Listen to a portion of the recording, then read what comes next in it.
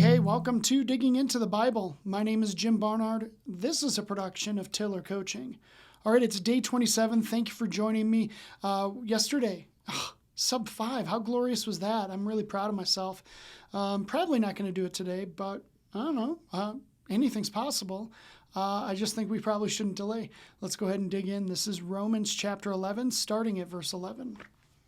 So I ask, did they stumble in order that they might fall? By no means. Rather, through their trespass, salvation has come to the Gentiles, so as to make Israel jealous. Now, if their trespass means riches for the world, and if their failure means riches for the Gentiles, how much more will their full inclusion mean? Now I am speaking to you Gentiles. Inasmuch then as I am an apostle to the Gentiles, I magnify my ministry, in order somehow to make my fellow Jews jealous, and thus save some of them. For if their rejection means the reconciliation of the world, what will their acceptance mean but life from the dead? If the dough offered as firstfruits is holy, so is the whole lump. And if the root is holy, so are the branches.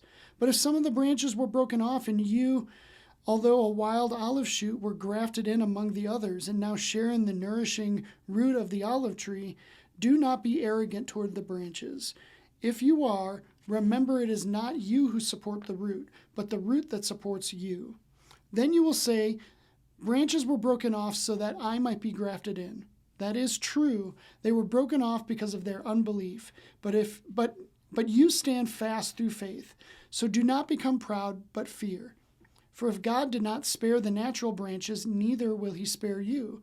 Note then the kindness and the severity of God. Severity toward those who have fallen, but God's kindness to you, provided you continue in his kindness.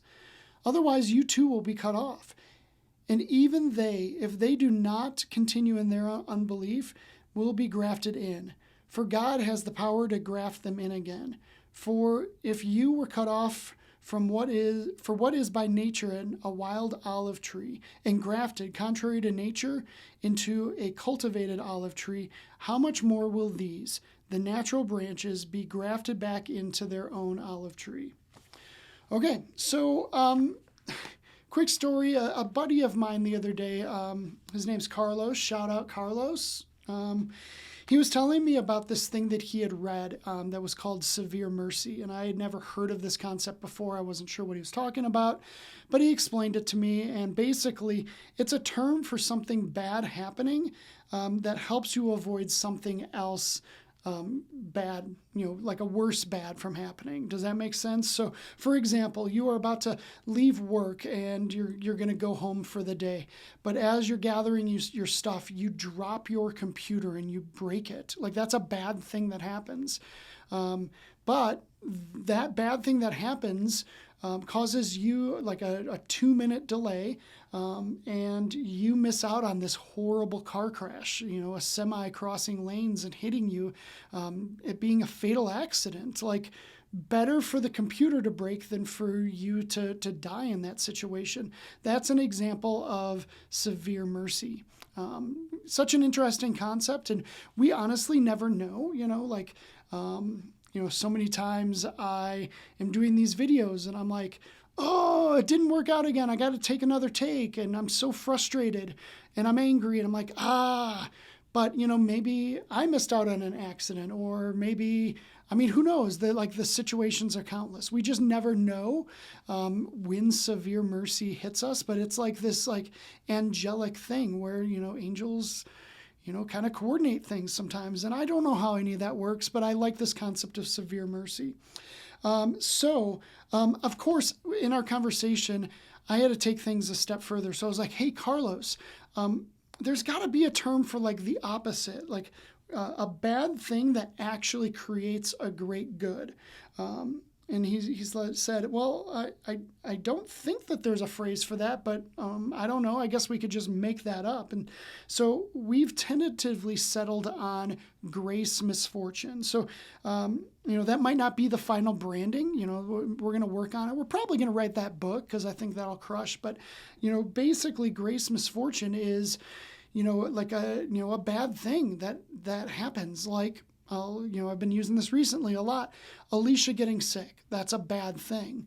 But I believe that it's created great good. It has strengthened my faith. It's strengthened her faith.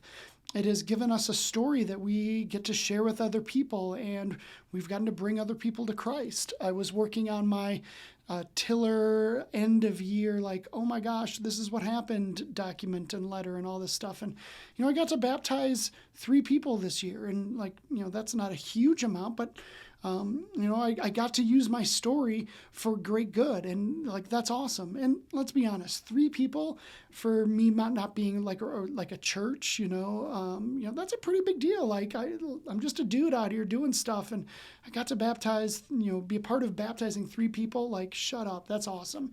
So Grace Misfortune, you love it, I love it, we all love it. Okay, so let me correlate with that with this. Basically, Paul is saying here that, Israel's misfortune has created grace for the rest of us.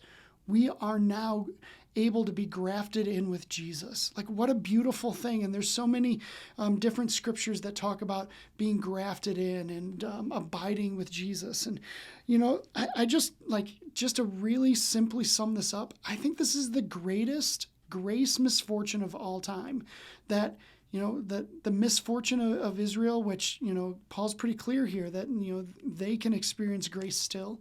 They're stuck in the law, but they can absolutely experience grace. But the greatest grace misfortune is the fact that we get to be grafted in, and we get to experience the purest, best form of grace, and that's our eternity. And so that's what's up. Grace Misfortune, coming to a bookstore near you in years from now. I don't know.